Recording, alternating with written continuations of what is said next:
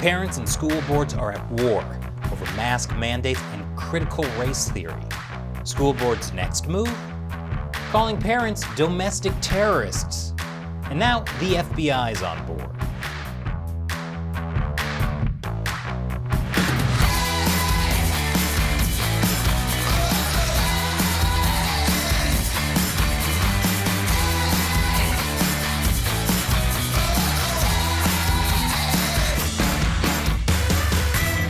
Welcome to America Uncovered. I'm Chris Chappell. Is the Biden administration mobilizing FBI agents to target parents who complain to school boards by accusing them of being domestic terrorists? Just one of the many stories that makes me wish we could return to the simpler days of 2019. You know, back when the only face masks people were talking about wearing were these. Soothing and hydrating. But like everything since COVID, things have gotten so much worse. In school districts across the country, there's a war over mask mandates for children.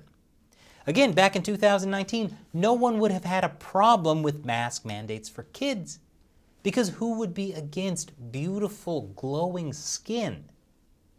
But in 2021, mask mandates for schools are a little controversial.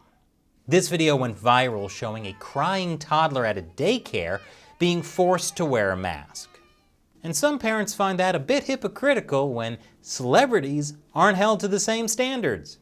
Now you might say, well, those celebrities were vaccinated. It's different. Plus, you should see the tantrum Kanye throws when someone tries to make him wear a face mask. This kid's got nothing on easy. And mask mandates aren't the only issue pitting parents against school boards.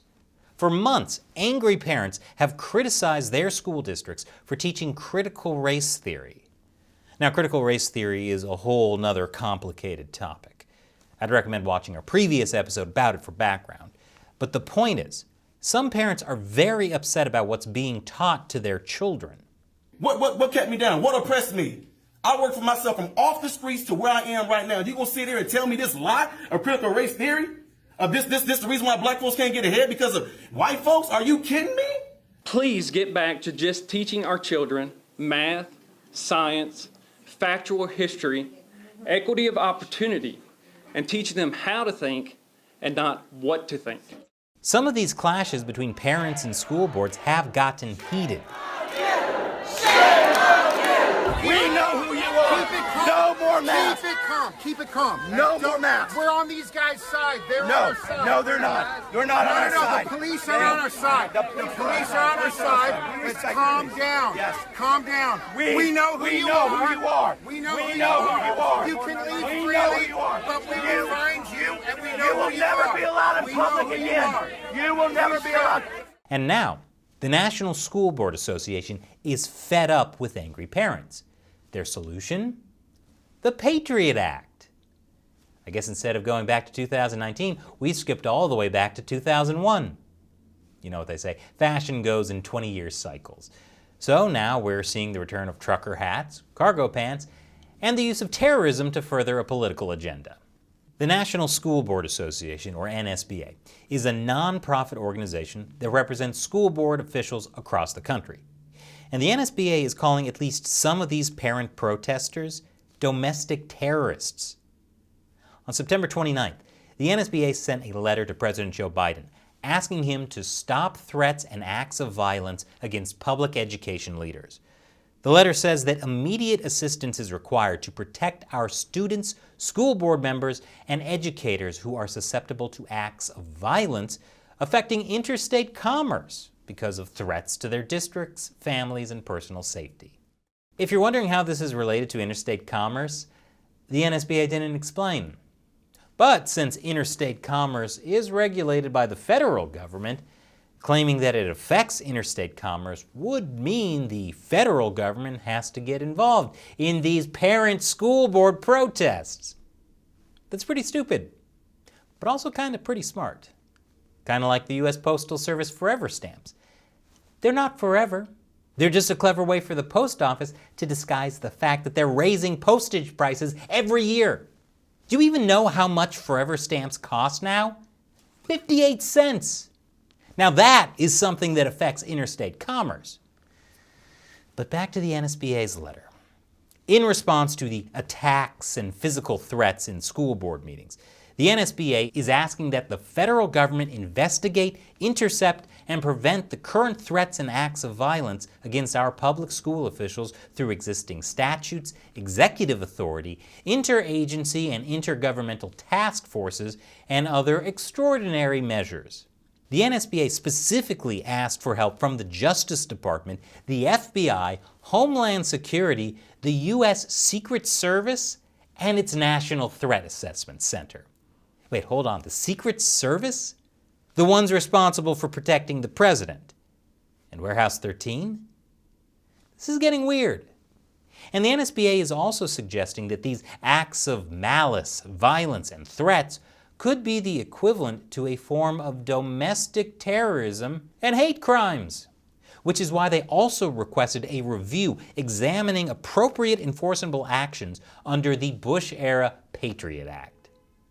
Hold on, is the NSBA using the Patriot Act to silence critics?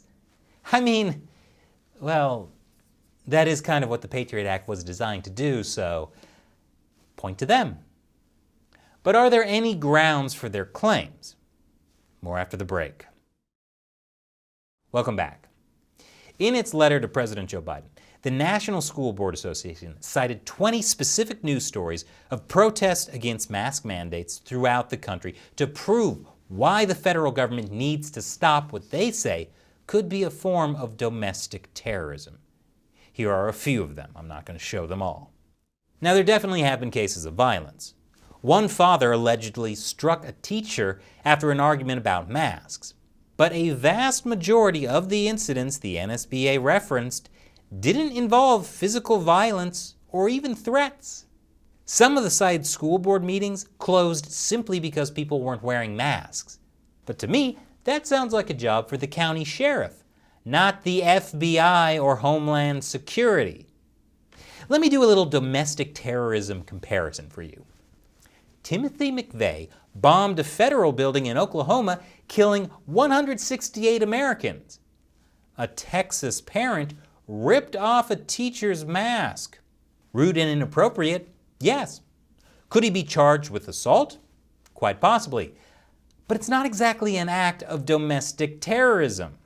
Some would say the NSBA is cherry-picking evidence for something that doesn't need the FBI's involvement. According to a professor at Fordham University, there is no quantitative data in the letter. Instead, there are a bunch of disparate stories strung together to make it look like there is a pattern. And don't worry, the Biden administration clearly sees what's really going on. What's happening is there's a serious threat from domestic terrorists to our schools. Attorney General Merrick Garland is addressing these threats against public school officials. He says that while spirited debate about policy matters is protected under our Constitution, that protection does not extend to threats of violence or efforts to intimidate individuals based on their views. And so he directed the FBI and U.S. attorneys' offices to convene meetings with federal, state, local, tribal, and territorial leaders within 30 days to address threats against school administrators, board members, teachers, and staff. These efforts would include the creation of a task force to determine how federal enforcement tools can be used to prosecute crimes and ways to assist state and local law enforcement where threats of violence may not constitute federal crimes. NSBA CEO Chip Slavin applauded the DOJ's quick response.